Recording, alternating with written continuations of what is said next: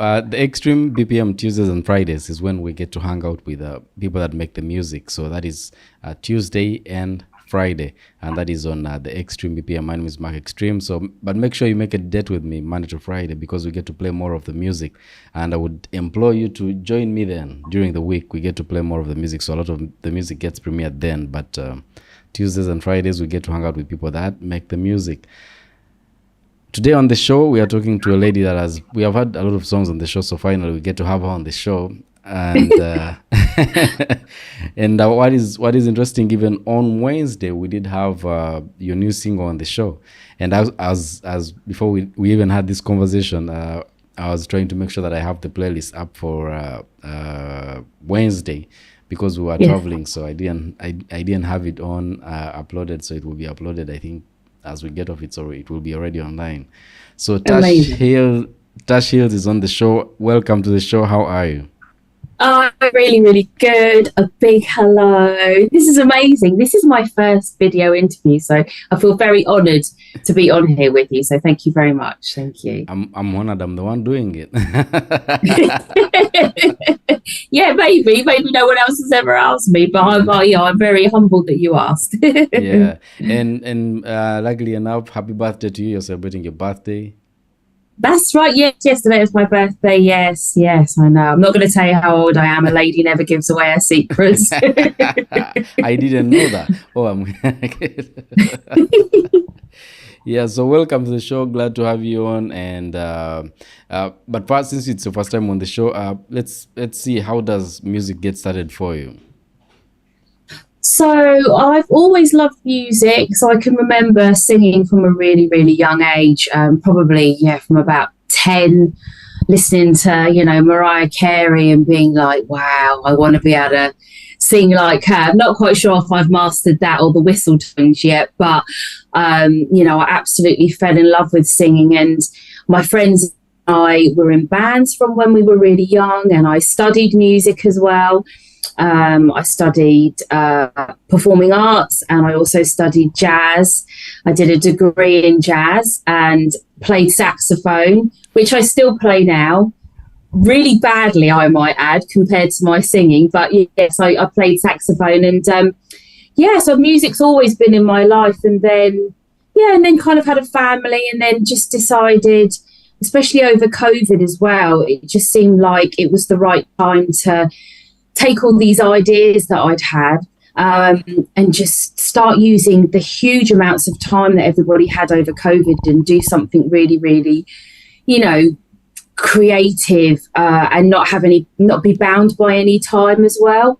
So that's when I started writing. That's when Tash Hills was kind of born. Everything before then was just, college, uni, playing in bands with friends, singing in restaurants and doing all that kind of stuff. And then, over COVID, Tash Hills was really born, and I had all these ideas on my phone, and I was like, right, we're gonna do this. So that was, what was that? I can't even remember when COVID was now. Was it 2020? 2020.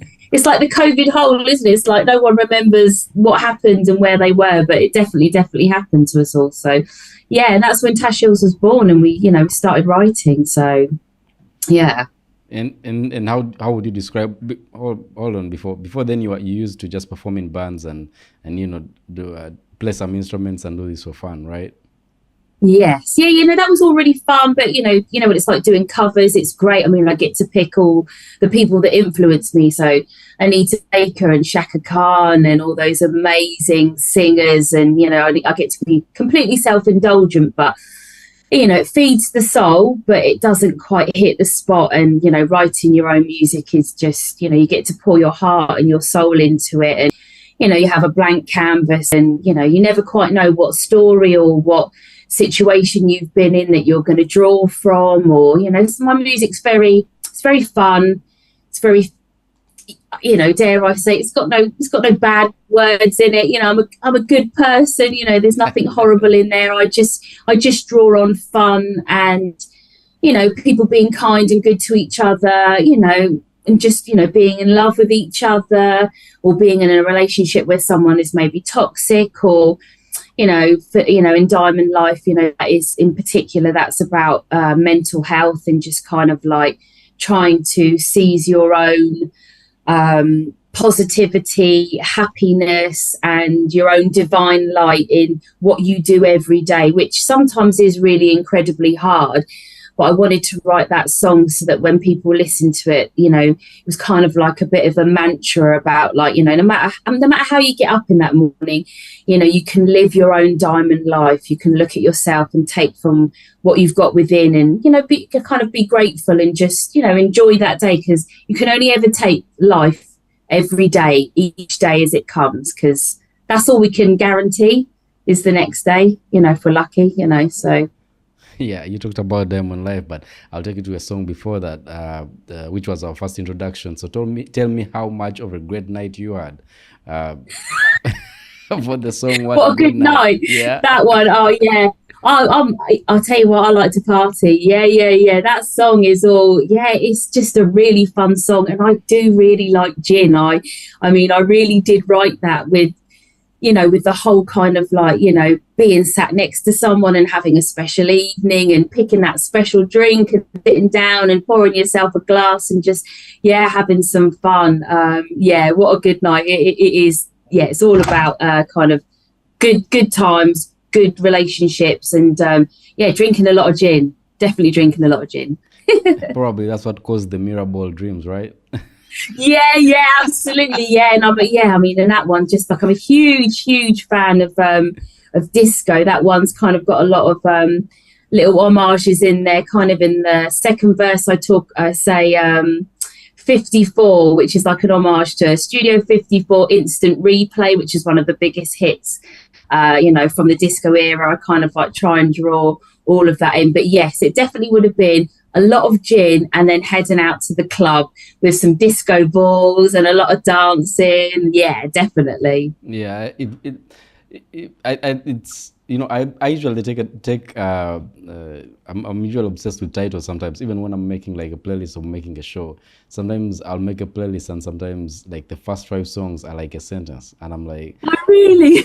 Yeah, I'm always like, sometimes I'll do it consciously, sometimes it will happen because of how I want the songs to follow each other, and then you'll find that, it's like they are speaking to each other and the message is almost like responding to one another. So I'm always like into titles, and I'm looking at songs. Whenever I receive a song or any submission, I look at the title and I'm like, let me see if this tells me what is in the song, and then I listen to the song, and I always try to play along with that and see how I can use that for the show. So I'm always like, whenever I'm listening to a song, I'm looking for, where can I fit this? Where can this go? Yeah, that's really good. That's a great way. I like the speaking to each other. I might try that. I might try and stick together a playlist that maybe makes a chorus. Who knows?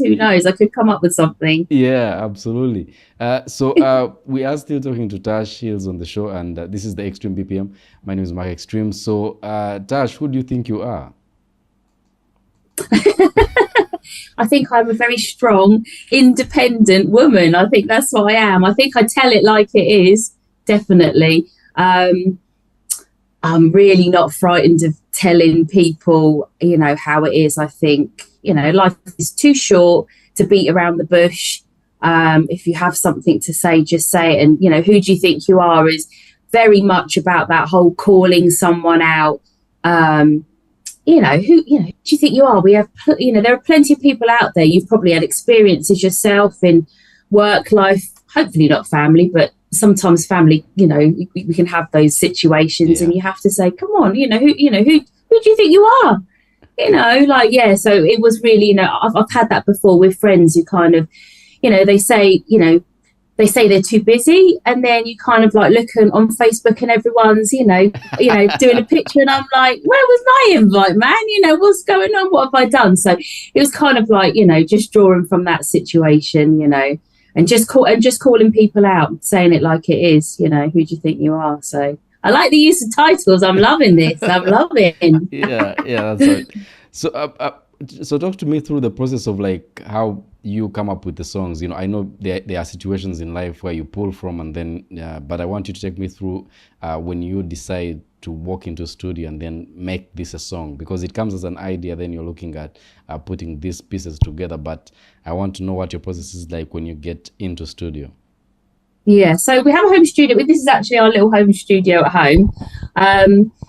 So I'm usually listening to, like, you know, my favorite artists, and something might come into my head. So like first breath I was listening to the radio, and I just heard that, oh, you're like my first breath in the morning, and I was like, oh, quick, get the dictaphone, pull over first, obviously, because I'm a safe driver, pull over, put it down, and then and then you kind of like, I bring it home, and then I'll come into the studio, and then I'll think, right, what does that line tell me? Oh, you're like my first breath in the morning. It tells me you're really in love with someone, that maybe you're at that infatuation stage with someone that, you know, you've never met anybody like it. And so I will sit down and I will storyboard it, different ideas, everything from words to colours to, you know, maybe situations I've been in, and then I will start working on probably the chorus first, and building from there. But sometimes, I have to say, sometimes songs just happen. Like, you're kind of like, you think of one line and then you've done two or three. Well, there you go. That's the chorus. Brilliant. And that gives you a great place to start. And then you can kind of like, obviously, you know, start your story with, you know, your top, your middle and your bottom of it. But Diamond Life was probably one of the most interesting songs I've ever written, because I was actually on my way to see Sigrid, the singer, at Wembley in London. And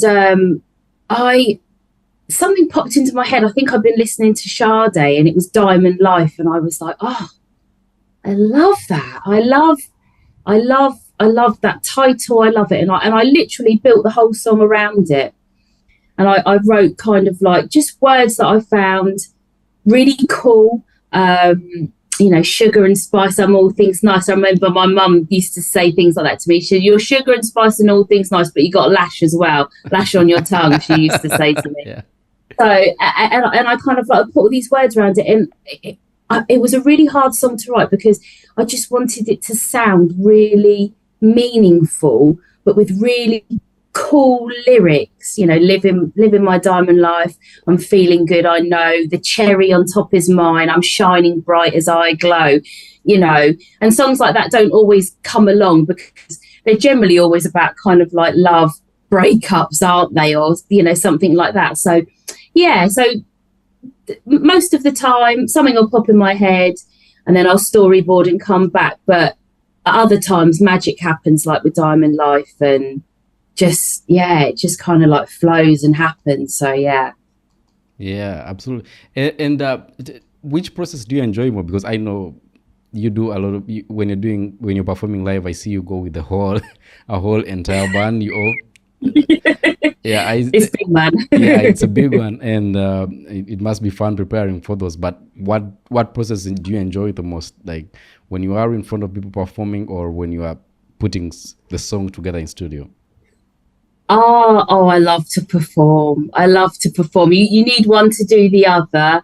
And I would never, ever just say to someone, oh, write me a song so I can sing it, because that kind of means less. But I love performing. I love it. But putting the band together and getting everyone together is incredibly hard, because we have a core band. I mean, first and foremost, Tash Hills is myself and my husband, Ashley. We write the songs together. I'm obviously the prettier face, the front cover. No. We write them together, and we play different parts. You see, I always have the initial idea, and I'll always, you know, put the initial set of words together and get everything going. But he is always the most critical person, who will be like, no, that's ploddy. No, that could be better. No, you could do that. And then he takes it to the next stage. But so I guess, just going back to your question, like, you know, we are the core band, and then we have a guitarist, my friend Rob, my friend Hedger, that I went to college with, who's the bass player. They're the other people in the band who are kind of like the core. And then everyone else, because of people's availability, everyone's busy, you have other bands, we kind of have to get people in and out when we can. But if I can get everybody, all together we'll have an 8 or a 9-piece band. I love brass sections, so I always have trombone, 2 saxes and trumpet. And if I could carry them all with me in my little pocket and take them with me all the time to every gig, I would do it, and I would perform all the time, because that's where I feel most at home. The engagement with the people and the smiling and the warm feeling that you get when you see someone singing the words to your song. It's not your mum or your dad because you played it to them 10,000 times. It's an amazing feeling. It's amazing. So performing would be it. Definitely. Yeah, and I've seen you really pack.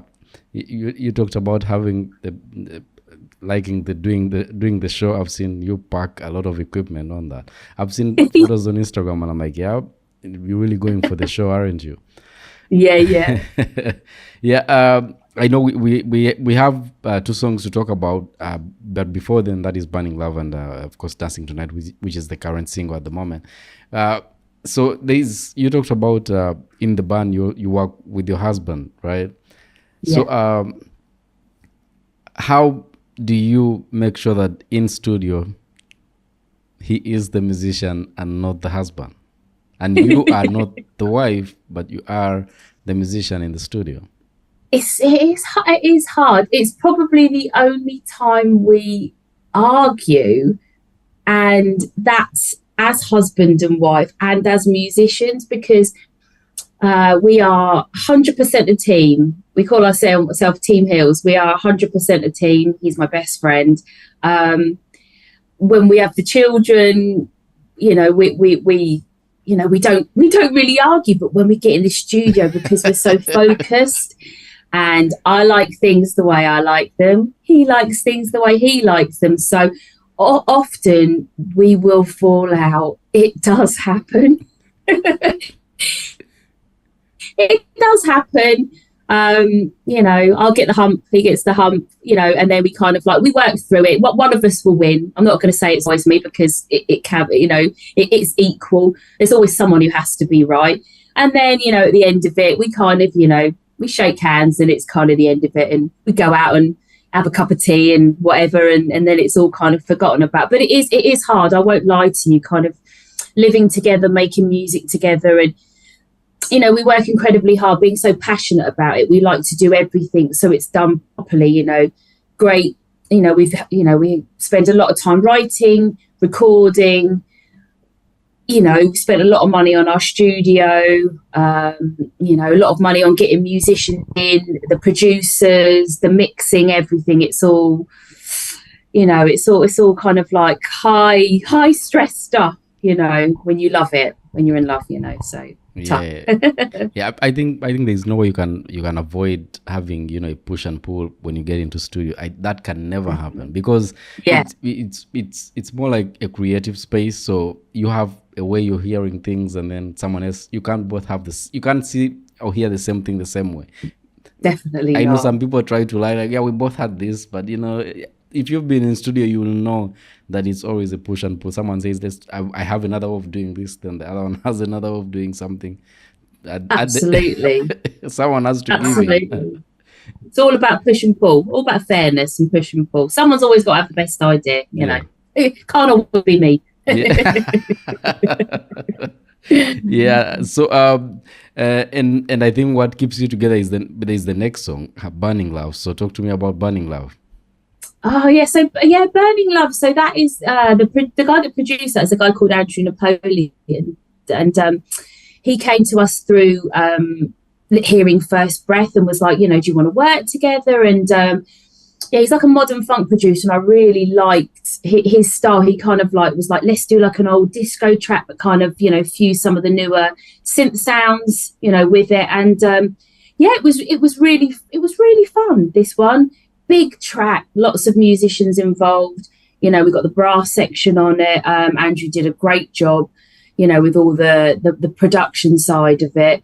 Lots of big vocals in there as well, with BBs and stuff. But yeah, we had lots of fun with it. And I found the words with this one, they kind of flowed with this one actually. And the chorus for this one came to me. We were on the beach a beach called West Wittering Beach, which is on the south coast, beautiful part of where we live. And I was sat there while the kids were playing out, on the beach, and the whole upside down, turn me inside out just came in my head, and I didn't have a dictaphone, and I was like, oh my God, how am I going to do that? Quick run back, get the phone. It was really fun, but it actually took, to be honest with you, it took us about a year to kind of like do and finish, because life gets in the way, doesn't it? Yeah.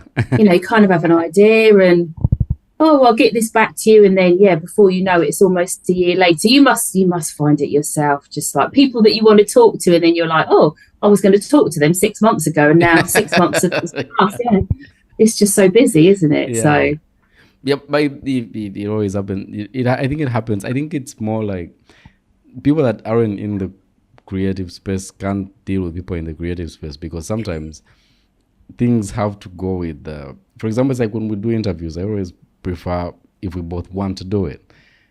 It shouldn't be a promo thing. It shouldn't be more of I was forced to do it or I need to do it, but it should be more like I want to be there. We talk about these things, so that because it easily can be, someone can easily tell from the other end, oh yeah, they both want to do this, or so the other one is supposed to be there at this point.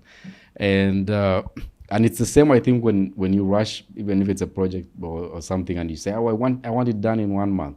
It's always funny when you explain to other people that it doesn't work that way if they are not within anything that has to do with the creative space.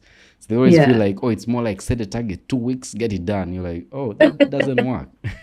It's never going to work. That's going to make it go the other way. Yeah, I'm like, there are people we've had a relationship, had music on the show, had everything, and then we've had time to do a conversation after 2 years. It doesn't mean, and I get it. I'm like, oh yeah, we can do that. Yeah, whenever time allows, whenever we are both comfortable with it, let's do it then. So it's always like, that's the same way I think I treat with music, because there are people who will release a song probably one a year, and then probably the next 2 years they release consistently on a consistent basis. And maybe there's things that come in between, like you say, life happens in between, and someone is going through something, and then they feel like, oh, I need to take a break, and they get back. So it's always like, you always have to be in the mood to do something if you want it to be. Absolutely, yeah. Yeah, and so the Extreme BPM Tuesdays and Fridays, guys, Extreme BPM Tuesdays and Fridays, right on eJazz Radio and eJazz Extra. But in case you missed any of the episodes, they're always available on any podcast app of choice that you decide, in case you missed the air date. But also, we're getting to have the Extreme BPM on T-Rex Radio, which is the new station where I have a Sunday show, and that's in Montreal, Canada. Hi, Canada. So Sundays, we hang out together early morning Sundays, so you get to hear the Extreme BPM 2 on T-Rex Radio. So we have a brand new single which is out right now, and that's what we've been playing on the show, and we even played it this week. That is Dancing Tonight. So Dancing Tonight, where is the inspiration for this? So Dancing Tonight, again, it's just all the same thread. It's just all about having fun. With this one, we worked with a guy called Billy Vayner, who's a US artist, and Ryan Pruitt was the producer. So again, another producer that came to us through First Breath was like, oh, we really want to work with you, which is always lovely when people say that. And he sent us a loop, and we were like, yeah, man, we really dig this. And then we'd worked before with a couple of other people who had written with us, my friend Sam, and we just wanted to do something a bit different. So this guy Billy, who I'd met on Instagram, it was just like, let's do something. So we kind of like did a little bit of a brainstorm, and came up with the chorus, and then Ash and I worked from there, really. But again, it's just all about fun and love, but really, really, really being in love with someone, talking about, a soulful odyssey of love, that really deep kind of love, and that connection, and the metaphor being, just going off in your life together and dancing together, that whole, dancing tonight, dancing forever. Come, I know you you love me, you want me, that type of thing. But yeah, it was a really fun one to write. Again, this one was another one that took a while because I think, again, with the distance, because he's in the States, he got busy with stuff, we got busy with stuff. We ended up re-recording the brass, to which he got his guys from America to do. Ryan, actually, he is the keys player for Billy Ray Cyrus, which is crazy. So on the song, he's the MD for it, and the guitarist is actually Billy Ray Cyrus's guitarist, which is just crazy. Yeah. Crazy that they're on it. It was really fun to meet. Again, just another great one for just getting up. I think you could probably put most of the Tash Hills stuff on if you're at a party and probably start from beginning to end and dance the whole way through, which is the idea, really. Just have fun and dance, I don't take life too seriously, but for at least an hour anyway. Yeah. Yeah, I always, even whenever I get any submission from at this point, because most of the submissions I listen without having to see the titles and everything, and then but I will know. I'll be like, yeah, I know that voice. I know that. I know what that is, because I know the songs that are not. They are not the same songs. You kind of like fusing a lot of things together, and yes. But I'll still know that. Oh, that I know. I'll get from the voice, and I know. I'll be like, yeah, that's different, but I know the voice. Yeah. I know. So that's how, like, sometimes I pick up on songs, and even how I decide to pick songs on the show. Now, because I've had several songs on the show from you, I always know that is Tash. I know That's that Tash girl. Yeah, I know that. I know that one. Yeah, and I like that most of the time. I like when songs are different, but I can easily tell from the voice, and I know that I know, and I see why this is. I was going to say, I think sometimes I think, Ash and I, we've given ourselves a bit of a hard time because, as you can appreciate, being a creative person, the music business is really hard. I'm not 18. I'm not young, and you kind of like nowadays to do well, you kind of like have to almost pigeonhole yourself or at least fit somewhere. And when people say, well, what do you sound like? I mean, my influences are Shaka Khan, Quincy Jones, Marvin, all the greats, plus lots of other people.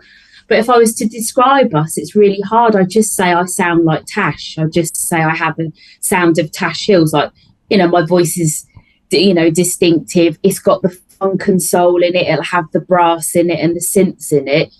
But like, you couldn't put me in pop. You couldn't just put me in soul or just put me in funk. So I think if you put me in funk people would be like, oh, that's a bit too poppy. That chorus is a little bit too maybe this, and it is hard. So we're kind of just flying by the seat of our pants, really, just making music that we're proud of, that we love, that doesn't offend anybody, that's fun, that will get you on the dance floor. That just sounds like Tash Hills. Hey, maybe someone will come to me one day and say, I've made that Tash Hills sound. You never know. yeah. And you talked about Shaka Khan. So this is the interesting, but this is what happened in probably, I think it's around 2022, I think around mid 2022. So I get a song from Jennifer Holiday. She had a song that she was putting out then, and I was like, nah, she didn't send me that. And I'm like, maybe it's the team or something. So when I get the song and I play it on the show, she sends me a message and says, thank you for sending me on the show, and in case you ever want me to come on your show, I will come on the show. I'm like, she might not be the one sending me this. So I say, definitely we shall organize something and have that. She comes on and cracks a joke that I know you're way younger than me, but the reason why I came on the show is because you don't you're not only playing music that is just current, so you're going and looking for songs and having that on the show. Here's the interesting part. A month later, Shaka Khan's new song, she put out a new song, I think late 2022. She sends me that. Oh, wow. Yeah, I did have that on the show. Wow. Yeah, that's the funny part. She sends me on the show, and she said she saw Jennifer Holiday share talk about the show, so she decided to send me stuff on the show. And she had a new song that came out, and it's actually a good one. I did have it on the show for a while, and so that's the interesting part. And because you talked about her, so I remembered that. Yeah. It's nice not to pigeonhole. It's nice to give everyone an opportunity. There are so many stations and platforms for maybe young people or pop music or this. I think kind of like having that, if it sounds good, to put it on, it's a great way to keep longevity and to keep people interested in, rather than people being like, oh well, if I listen to that, I'm only going to hear that type of music. But that's amazing about Jack. Oh my Yeah. God, that's amazing. That's a coup. That's good. Yeah, that she did. Yeah, it's amazing, and it's the most. And I genuinely, even when I'm having to put the show together with most of the new music that I get to premiere, I genuinely enjoy doing that, and I get the most fun from doing that, because it's like more like I'm not influenced by anybody, so it's me who decides and picks the songs, and I go and get them and then have them on the show. Find a way to curate a whole entire hour every weekday. And and it's funny that most people that even talk to me about any of the shows I do talk to me about that specific show, and it I always wonder when other colleagues of mine tell me about it, and I'm like, yo, but you're in the business, why don't you play the music that I get to play? You're doing the same thing, so get it on the show if you like the show. You need to curate a festival and get us all over. That's what we need. I'll come. Yeah, I'll come. It might get to that, because you of course you build a community, and the community keeps growing, and it gets to a point now where we get to curate and have well, I'll keep all my fingers crossed. Yeah, I'll get the call. I'll get all of them, but I get the call. or as the Americans would say, knock on wood. So yeah, knock on wood. Yeah. So guys, the new single that is out right now from Tash is the Dancing Tonight, and before that we talked about Burning Love, and of course we had Diamond Live on the show also, and also Who Do You Think You Are, and Mirrorball Dreams, and then What a Good Night. So there's much music for you to check out, and that's available on all streaming platforms. You can go on to, I think the website is tashhills.com, right? Yes, I am Tash Hills on everything. Yes, Absolutely everything. Yeah, so that's what I was going to say. Where would people follow you? Where would you send them on your socials and all that? Yeah, I am Tash Hills. Facebook, Twitter, Instagram, and the website iamtashhills.com. Even Tumblr, and I don't even use that. What is that? I don't even know what that is. I have no idea what that is. Me too. I have no idea what that is. And why do they spell it without an E? So yeah. Yeah. So what are the plans for the rest of the year, and any new music that is coming out soon? Because I know we have Dancing Tonight, which is a brand new single, guys, that is out right now. But what plans do you have for the rest of the year? So for the rest of the year, so we've got a couple of gigs coming up. So we've got a gig at a place called the Old Joinery in Greenwich, which is right by the O2, and that's a thing called Disco Please, I think it's called. So we've got that gig, and then we've got our headline show at the Edge of the Wedge, where we've got the full band, a couple of support acts as well. Shout out to Rue and Johnny Moody. We're going to do that, and then we've got one more single which makes number 10. This one is called Never Have I. Still funky, still soulful, but it's been done by a new producer called it's spelled EDBL if anyone wants to check him out, but he actually pronounces it Ed Buller, but it's EDBL, and he is one of the biggest producers at the moment coming out of the UK. He is working with so at the moment he's got his own EP out and he's got songs with a guy called Miles Sanko and Jackson Mathod, so all pretty big in the jazz, funk and soul platform. So yeah, we've got a song with him. I'm really excited about that one. I can't wait to send that one to you. When is that coming out? So it was supposed to be for November, but the timing thing again, we're just having some more guitars added to it. But I've actually got a version of it. I might send you a little sneaky peeky, and then you can give me your opinion, because I appreciate your opinion very much. So yes, we've got that. So that's going to be coming out maybe November time, December at the latest, and then next year it's all about the next wave of festivals. But a couple of things come in. Not allowed to say anything, yet. But a couple of things that have come in, Nobody and then listens I think, probably more writing. Back in the studio with another producer called Flourish in November. He's another up and coming UK producer. He does a lot of garage and drum and bass. I'm definitely not going to go in that direction, but I'm going to be really interested to see what happens when we go into the studio. Who knows what's going to come out? Some drill, I don't know. Who knows? But next year, who knows? I'm really trying to work with, or we're trying to work with lots of different producers. And I'm very, very influenced at the moment by a lady called Victoria Monet. I don't know if you've heard of her. I love her. The new single that is out. There's a new single that she has that is out, and even when you look at her writing credits, they are so crazy. Yeah, I wouldn't write quite in the way that she would, because I'm a mother, and my own mother would never forgive me, let alone my children, who'd be mortified. But from a musicianship point of view, oh my goodness me, she is fire, that woman. The song with Buju Banton and On My Mama, oh man, I love her. I've just watched a live version of her doing Jaguar, with the brass in it. She is my biggest and latest little influence. So we're going to see where we're going to go with this next year. So it's going to be exciting. I'm excited. And speaking of Victoria Monet, I think she's also a new mother, isn't she? But she writes, she writes is so crazy. Yeah, she's brilliant, man. Yeah, I'm a little bit obsessed with her at the moment. I'm she's just so talented. Yeah, I love it. So that's definitely what we're going to be doing. We'll see. It'll be great. Next year maybe we can definitely catch up again, and let's see where you are and see how we're getting on with that festival. And fingers crossed, guys. Fingers definitely crossed. Yeah, it'd be lovely to meet you in person. Yeah, absolutely, would be amazing. So let's see what next year holds for us. But I do appreciate this. Thank you so much for coming on the show. Thank you to everyone. Thank you to all your listeners. Thank you to you for your continued support. You are an absolute wonderful man. Thank you so much. Thank you so much.